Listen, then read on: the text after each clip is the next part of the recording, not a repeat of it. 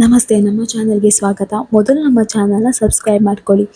ಇನ್ನು ಪ್ರೇಮನ ತಪ್ಪು ಮಾಡಿದಾಳಂತ ಹೇಳಿ ಇನ್ಸ್ಪೆಕ್ಟರ್ ಅವಳನ್ನು ಅರೆಸ್ಟ್ ಮಾಡ್ಕೊಂಡು ಕರ್ಕೊಂಡು ಹೋಗ್ತಾರೆ. ಇನ್ನು ಈ ಕಡೆ ಕಲ್ಯಾಣಿಗೆ ಪ್ರಜ್ಞೆ ಬರುತ್ತೆ. ಇನ್ನು ದಾಮಿನಿ ಇನ್ಸ್ಪೆಕ್ಟರ್ಗೆ ಕಾಲ್ ಮಾಡ್ತಾಳೆ. ಕಾಲ್ ಮಾಡಿ ಹೇಳ್ತಾಳೆ, ಇನ್ಸ್ಪೆಕ್ಟರ್ ನೋಡಿ, ಆ ಪ್ರೇಮನ ಸುಮ್ಮನೆ ಬಿಡಬೇಡಿ.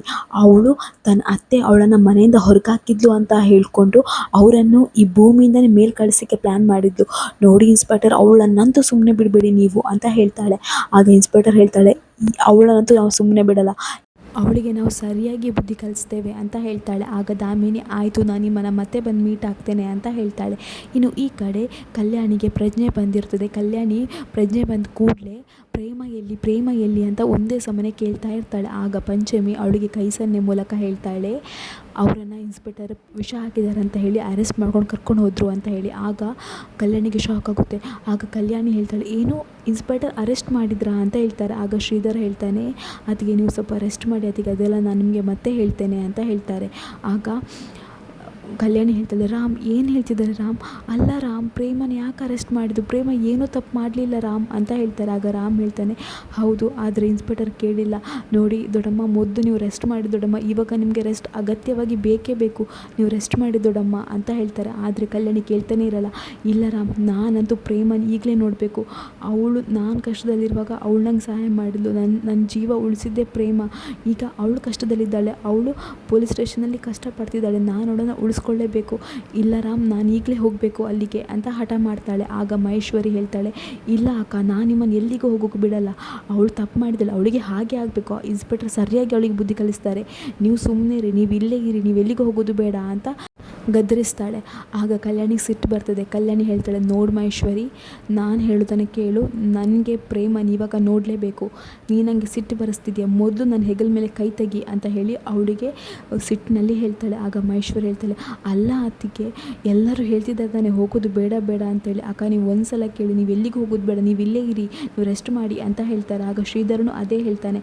ಆವಾಗ ಕಲ್ಯಾಣಿ ಹೇಳ್ತಾಳೆ, ಇಲ್ಲ, ನಾನು ಹೋಗಲೇಬೇಕು, ನಾನು ಈಗಲೇ ಹೋಗಬೇಕು, ನನಗೆ ಪ್ರೇಮ ನೋಡಲೇಬೇಕು, ರಾಮ್ ಹೋಗೋಣ ಅಂತ ಹೇಳ್ತಾರೆ. ಇನ್ನು ಈ ಕಡೆ ಪ್ರೇಮಂಗೆ ಪೊಲೀಸರು ಸರಿಯಾಗಿ ಹೊಡಿತಾ ಇರ್ತಾರೆ. ಒಪ್ಕೋ, ನೀನೇ ತಾನೇ ವಿಷ ಹಾಕಿದ್ದು ಅಂತೇಳಿ ಸರಿಯಾಗಿ ಹೊಡಿತಾ ಇರ್ತಾರೆ. ಇನ್ನು ಪ್ರೇಮ, ನಾನು ವಿಷ ಹಾಕಲಿಲ್ಲ, ನನ್ನ ಅತ್ತೆಗೆ ನಾನು ವಿಷ ಹಾಕಲಿಲ್ಲ, ನನ್ನ ಅತ್ತೆ ಮೇಲೆ ನಾನು ಪ್ರಾಣನೇ ಇಟ್ಕೊಂಡಿದ್ದೇನೆ, ಅವ್ರಿಗೆ ನಾನು ಏನೂ ಮಾಡಲಿಲ್ಲ, ಏನೂ ಮಾಡಲಿಲ್ಲ ಅಂತ ಹೇಳ್ತಾನೆ ಇರ್ತಾಳೆ. ಆದರೆ ಇನ್ಸ್ಪೆಕ್ಟರ್ ಕೇಳೋದಿಲ್ಲ. ಅವಳಿಗೆ ಸರಿಯಾಗಿ ಕಾನ್ಸ್ಟೇಬಲ್ ಎಲ್ಲ ಹೊಡಿತಾ ಇರ್ತಾರೆ. ಇನ್ನು ಕಲ್ಯಾಣಿ ಮತ್ತು ರಾಮ್ ಇಬ್ಬರು ಅಲ್ಲಿಗೆ ಬರ್ತಾರೆ. ಕಲ್ಯಾಣಿ ವೀಲ್ ಚೇರಲ್ಲಿ ಬರ್ತಾಳೆ.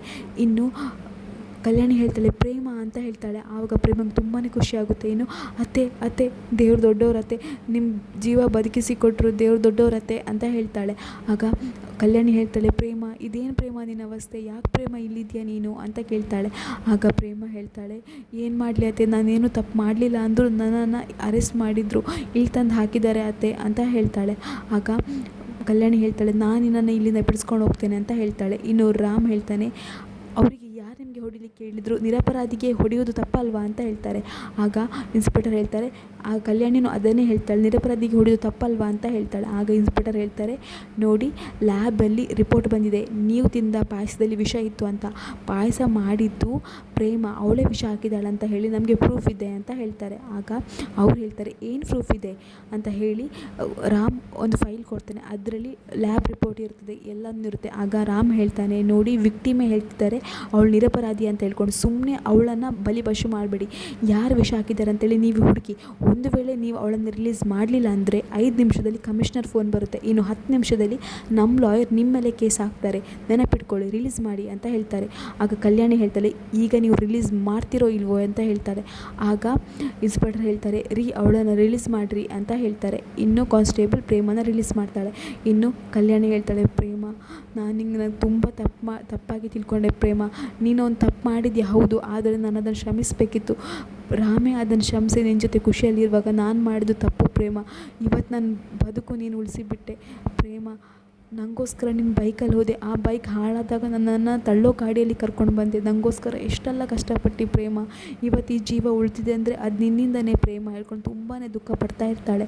ಆಗ ಪ್ರೇಮ ಹೇಳ್ತಾಳೆ, ಅತ್ತೆ, ನಾನು ಏನೂ ಮಾಡಲಿಲ್ಲ ಅತ್ತೆ, ನನಗಂತೂ ತುಂಬಾ ಖುಷಿ ಆಗ್ತಿದೆ, ನನ್ನನ್ನು ನೀವಿವತ್ತು ಬಿಡಿಸಿದ್ರಿ, ಇಲ್ಲದಿದ್ದರೆ ನಾನು ಇಲ್ಲೇ ಇರಬೇಕಿತ್ತು ಅತ್ತೆ ಅಂತ ಹೇಳ್ತಾಳೆ. ಅತ್ತೆ, ನಾನು ಮಾಡಿದ ತಪ್ಪಾಗಿದೆ ಅತ್ತೆ, ಹೌದು, ನಾನು ಆ ರೀತಿ ಸುಳ್ಳು ಹೇಳಬಾರ್ದು, ಸುಳ್ಳು ಹೇಳಿ ಮದುವೆ ಆಗಬಾರ್ದಿತ್ತು, ಆ ತಪ್ಪಿಗೆ ನಾನು ಶಿಕ್ಷೆ ಅನುಭವಿಸ್ತಿದ್ದೇನೆ ಅತ್ತೆ ಅಂತ ಹೇಳ್ತಾಳೆ. ಆಗ ಕಲ್ಯಾಣಿ ಹೇಳ್ತಾಳೆ, ಹೌದು ಪ್ರೇಮ, ಇನ್ನಿ ನಮ್ಮನೇಲೇ ಇರಬೇಕು, ನಮ್ಮನ್ನು ಬಿಟ್ಟು ಎಲ್ಲಿಗೂ ಹೋಗಬಾರ್ದು. ನಾನು ನಿಮ್ಮನ್ನು ಮನೆಯಿಂದ ಹೊರಗಕ್ಕೆ ದೊಡ್ಡ ತಪ್ಪು ಮಾಡಿದೆ, ಆದರೆ ಇನ್ನಿ ನಮ್ಮನೇಲೇ ಇರಬೇಕು ಅಂತ ಹೇಳ್ತಾರೆ. ಆಗ ಪ್ರೇಮಗೆ ತುಂಬಾ ಖುಷಿಯಾಗುತ್ತೆ. ಇನ್ನು ಪ್ರೇಮ ಮತ್ತು ಕಲ್ಯಾಣಿ ಒಬ್ಬರನ್ನೊಬ್ಬರು ತುಂಬಾ ಅಪ್ಕೊಂಡು ತುಂಬ ಖುಷಿಯಲ್ಲಿರ್ತಾರೆ. ಅಷ್ಟರಲ್ಲಿ ಪ್ರೇಮನ ಅಪ್ಪ ಅಮ್ಮ ಬರ್ತಾರೆ. ಆಗ ಪ್ರೇಮನ ಅಪ್ಪ ಹೇಳ್ತಾಳೆ, ಏನು ಕಲ್ಯಾಣಿ ಇದು, ಇವಳು ನಿಂಗೆ ವಿಷ ಹಾಕಿದ್ದಾರೆ ಅಂತ ಎಲ್ಲರೂ ಹೇಳ್ತಿದ್ದಾರೆ, ಆದರೆ ನೀನು ಇವಳನ್ನ ತಪ್ಕೊಂಡು ನಿಂತ್ಕೊಂಡಿದ್ದೀಯಲ್ಲ, ಏನು ಕಲ್ಯಾಣಿ ಇದು ಅಂತ ಹೇಳ್ತಾರೆ. ಆಗ ಕಲ್ಯಾಣಿ ಹೇಳ್ತಾರೆ, ಅಣ್ಣ ನೀವು ಸತ್ಯ ಹೇಳಿ, ಪ್ರೇಮ ಸುಳ್ಳು ಹೇಳ್ಬೋದು, ಆದರೆ ಇನ್ನೊಬ್ಬಳನ್ನು ಸಾಯಿಸಲಿಕ್ಕೆ ನೋಡ್ತಾಳ, ನೀವೇ ಹೇಳಿ ಅಣ್ಣ ಅಂತ ಹೇಳ್ತಾರೆ. ಆಗ ಅವ್ರು ಹೇಳ್ತಾರೆ, ಹೌದು ಅವಳು ಸುಳ್ಳು ಹೇಳಿದಾಳೆ, ಸ್ವಾರ್ಥಕ್ಕೋಸ್ಕರ ಇದೆಲ್ಲ ಮಾಡಿದ್ದಾರೆ, ಆದರೆ ಇನ್ನೊಬ್ಬರನ್ನ ಊಟದಲ್ಲಿ ವಿಷ ಹಾಕಿ ಸಾಯಿಸುವಷ್ಟು ಕೊಲೆಪಾತಕಿ ಅಲ್ಲ ಪ್ರೇಮ ಅಂತ ಹೇಳ್ತಾರೆ. ಆಗ ಕಲ್ಯಾಣಿ ಹೇಳ್ತಾಳೆ, ಹೌದು ಕರೆಕ್ಟ್ ಅಲ್ವಾ, ಇದೇ ಮಾತನ್ನು ನಾನು ಕೂಡ ಹೇಳ್ತಾ ಇದ್ದೆ, ಪ್ರೇಮ ತಪ್ಪು ಮಾಡಿದ್ದಾಳೆ ಹೌದು, ಆದರೆ ಆ ತಪ್ಪನ್ನು ನನ್ನ ಮಗ ರಾಮೇ ಕ್ಷಮಿಸಿದ್ದಾನೆ, ನಾವು ಅದನ್ನು ಕ್ಷಮಿಸಿ ಮುಂದೆ ಹೋಗೋದ್ರಲ್ಲಿ ತಪ್ಪೇನಿದೆ ಅಣ್ಣ, ದಯವಿಟ್ಟು ಅವಳನ್ನು ಕ್ಷಮಿಸಿ ಅಣ್ಣ ಅಂತ ಹೇಳ್ತಾರೆ.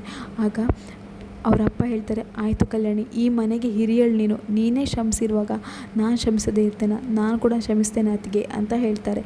ಇನ್ನು ಎಲ್ಲರೂ ಖುಷಿಯಲ್ಲಿರ್ತಾರೆ. ಇನ್ನು ಪ್ರೇಮನ ಕರ್ಕೊಂಡು ಅವ್ರ ಮನೆಗೆ ಬರ್ತಾರೆ. ಅಷ್ಟರಲ್ಲಿ ಕಾವ್ಯ ಮಹಾದೇವ ಕೂಡ ಬರ್ತಾರೆ. ಇಲ್ಲಿಗೆ ಈ ವಿಡಿಯೋ ಮುಗಿಯುತ್ತೆ. ಮುಂದಿನ ವಿಡಿಯೋದಲ್ಲಿ ಏನೆಲ್ಲ ಆಗುತ್ತೆ ಅಂತ ನೋಡೋಣ. ಅಲ್ಲಿಯವರೆಗೂ ನಮ್ಮ ಚಾನಲ್ನ ದಯಮಾಡಿ ಸಬ್ಸ್ಕ್ರೈಬ್ ಮಾಡ್ಕೊಳ್ಳಿ.